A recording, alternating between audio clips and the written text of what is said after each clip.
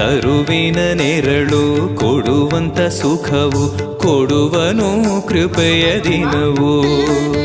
ಸ್ಥಿರ ಇರುವ ಮನ ಎನಗಿರಲಿ ಶರಣಾಗತಿ ಎಂದು ಬರಲಿ.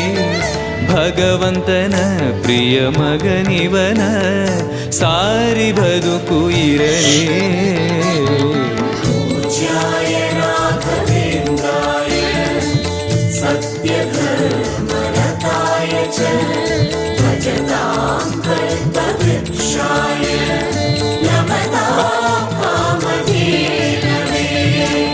ಆಲಯವೆಂದರೆ ಮಂತ್ರಾಲಯವೇ ಬೇರೆ ನಾ ಅರಿಯಲಾರೆ. ರಾಜನು ಎಂದರೆ ಶ್ರೀ ಗುರುರಾಜನೇ ಮತ್ತು ನಾ ತಿಳಿಯಲಾರೆ. ಆಲಯವೆಂದರೆ ಮಂತ್ರಾಲಯವೇ ಬೇರೆ ನಾ